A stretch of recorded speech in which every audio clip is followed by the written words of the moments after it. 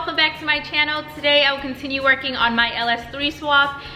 So in the last video you saw that I was messing around with the shifter assembly, getting it to fit into the car, but turns out that the shifter links were too tall. So I took them back to the machine shop and I got them back. They are all good now. So now I can start taking those spot welds out of the transmission tunnels so that I'm able to adjust the shifter assembly from the top. So anyways, let me get started.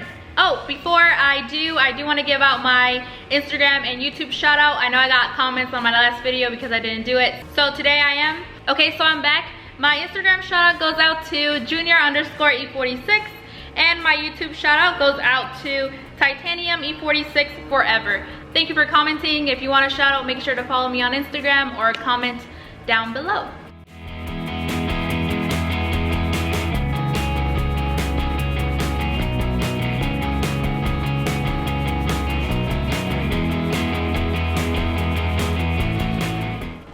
Alright, so the first thing that I will do is remove all these little push pins kind of things.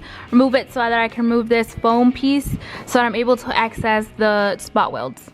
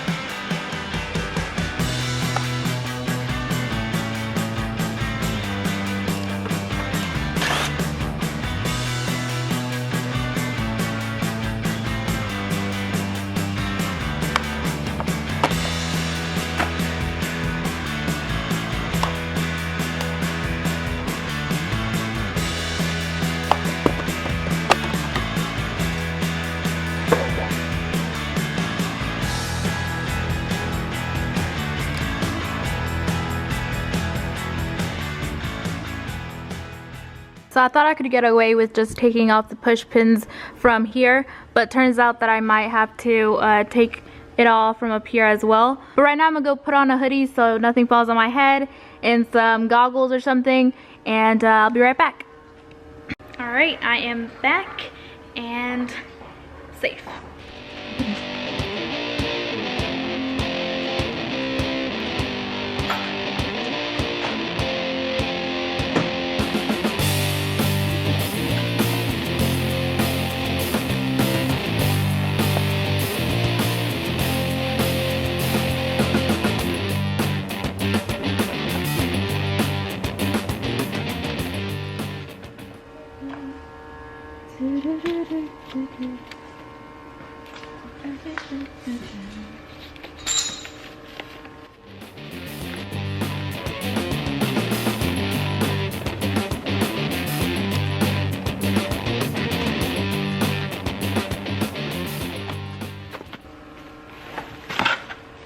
Bam, it's out. Woo.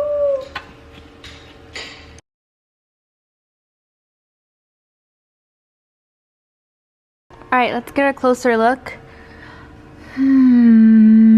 Okay, so originally from up top, from inside, it looks like we were able to just remove the spot welds and then we could remove this piece right here, but when looking at it from under here, it turns out that they have this whole piece as one.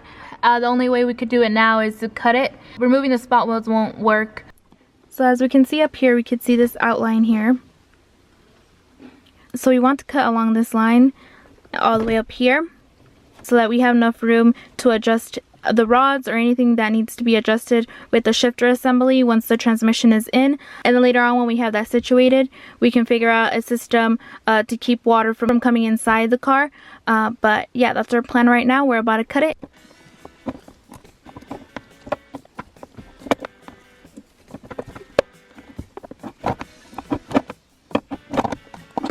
How far are you going? Alright, how much, is there anything right here? Like right there? No. Alright, so I can make like a cut straight across? Yeah.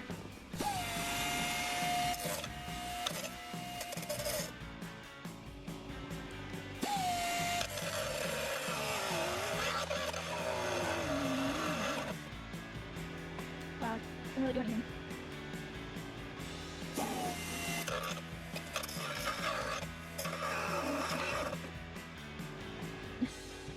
The cutters work better.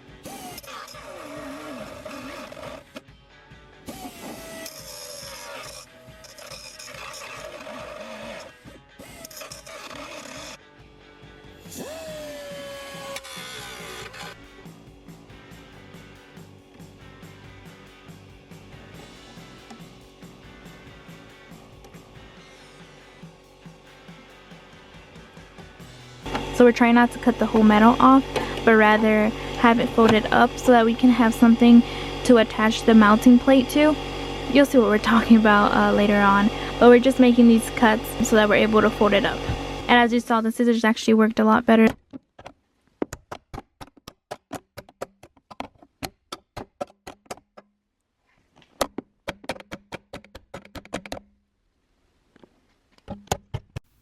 And here are the brand new links that I got redone. They are shorter, so they fit a lot better. As you can see, now there's a space between the transmission and the bottom of the shifter, which is what we wanted.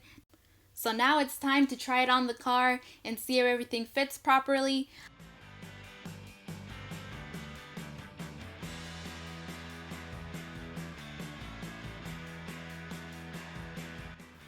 By the way, before we install this transmission plate, I do want to say that I actually had to cut it because it wasn't fitting around the transmission. So I cut it around there, and as you saw in earlier videos, I also had to extend these holes so the actual transmission mount could fit in there.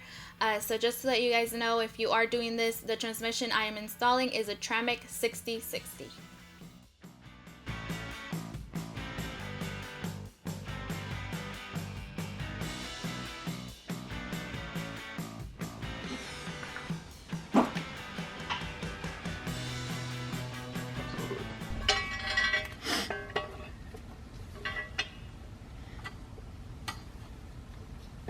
Engine needs to be pushed back about an inch. Alright, so go to the front. Ready? Go. A little more. Alright, stop.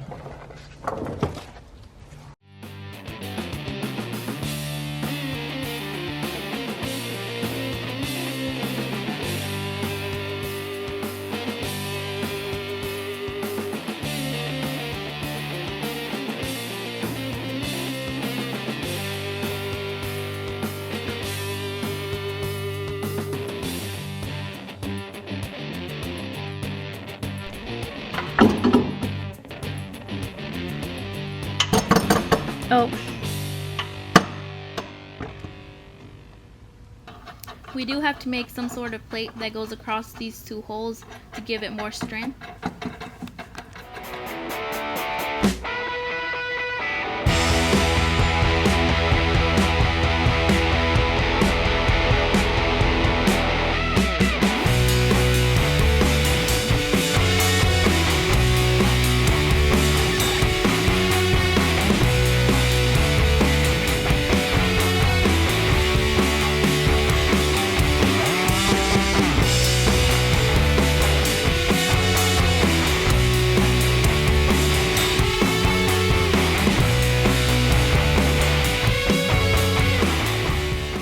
Okay, so the engine is pretty much in.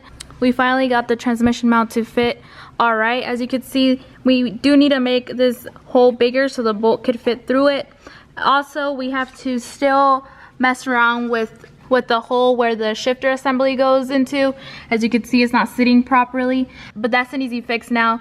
And also right here in the engine bay, as you can see, we have enough space for all the accessories, the headers, and all that. This side, a little bit less, but still enough. We will have to reroute this oil filter that technically is supposed to go here, since the headers will be blocking it, and the headers would get so hot that it's just not a good idea to have the oil filter here. So we do have to reroute that. So far it's looking good. I will update you guys in a future video, and hopefully we can get this show on the road. So I'll end the video here. Make sure to subscribe and turn the post notifications on so that you're notified when I upload a new video. I'm currently also looking into the reinforcement for the rear suspension, so stay tuned for that.